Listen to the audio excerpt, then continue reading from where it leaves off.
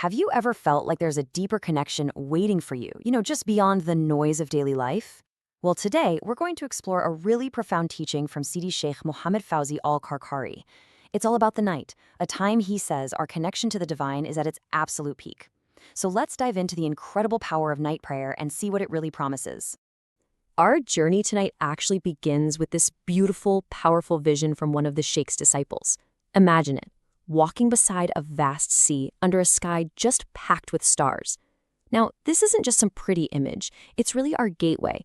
It helps us feel why the night is so spiritually important. As the Sheikh explains, the people of the spirit, well, they're the children of the night. So what is it about the night that makes it so special? I mean, it's not just that it's quiet or dark, right? According to this teaching, it's about something much bigger. It's about a divine invitation, a kind of opening in the spiritual world that only happens in these hours.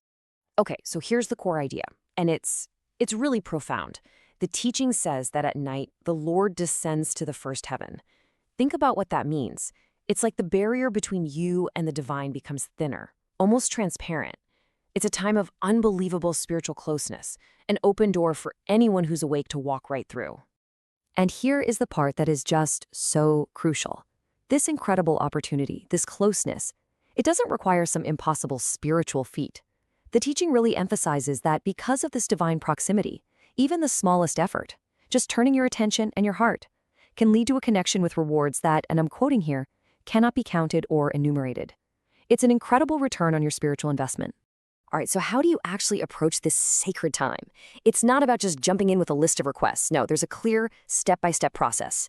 Think of it as an etiquette for the journey, something that prepares your heart and your mind for this really unique encounter. The path is laid out for us in 4 really clear steps. First, you start by seeking forgiveness. This is like cleaning the vessel, right? Then you glorify and remember the divine, filling that clean vessel with praise and presence. It's only after you've done this prep work that you finally present your need.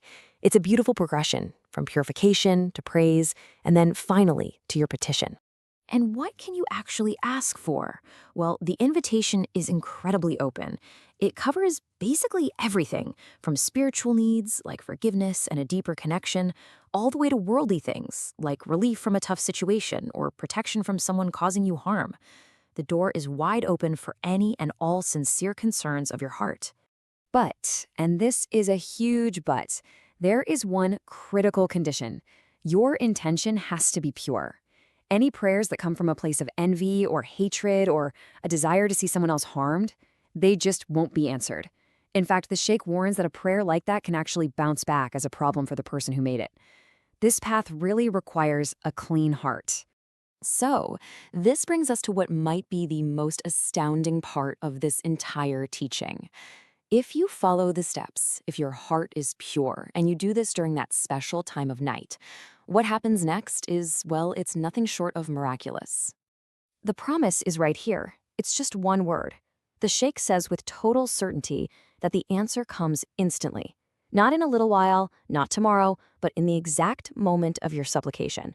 Now that's a powerful, almost challenging claim, and it forces us to ask a very real question, which is this: if the promise is an instant answer, then why do so many of us feel like our prayers are just echoing into the void?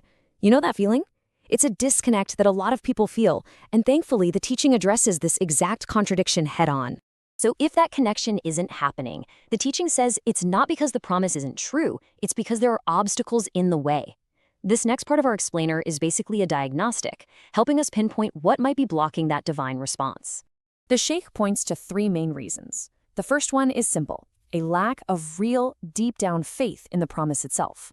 The second is the heavy burden of our past sins, which can act like a wall. And then there's a third one, which might be less obvious but is incredibly profound: being mentally and emotionally stuck in the past. Let's really zero in on this third point because it's huge. If you wake up at night, but your mind immediately starts replaying old arguments, past failures, and all your worries, then you aren't truly present. It's as if you woke up not for your creator, but to summon your past. And whatever you summon, well, that's what's going to be present with you. So all of this brings us to the final, crucial key to the whole thing. If dwelling on the past creates distance and blocks the answer, then the solution has to be the exact opposite. It's all about finding true presence in the moment. This is how you unlock the promise. Look at this. Here's the choice laid out so clearly. On one side, you're preoccupied with the past. That summons more crisis, more distance. Your prayer isn't heard. On the other side, you are fully present with the Lord, you receive divine light, and the answer comes instantly. The real question is, why did you wake up? Was it to relive yesterday, or was it to meet your Creator right now? You see, the act of forgetting, of just letting go of the past script in that sacred moment, is what allows you to truly remember God. And when you are in that pure state of remembrance, the one you are remembering answers instantly. Being present, that's the key. And to really anchor how important this practice is, the Shaykh connects it to the very foundation of Islam. This whole journey of presence, of remembrance, of connection, it's not just some extra practice. It's the living embodiment of the very first divine command ever revealed. Read in the name of your Lord. That wasn't just a command to recite some words. It was an instruction to enter into a state of being, a state of connection with the Lord. And the night prayer, as we've just explored it, is a living, breathing way to apply that foundational verse. And so, we're going to end with a question for you. Now that you understand this path to an instant connection, a path where you're free from the burdens of the past and truly present in the divine moment, what would you ask for in the quiet of the night?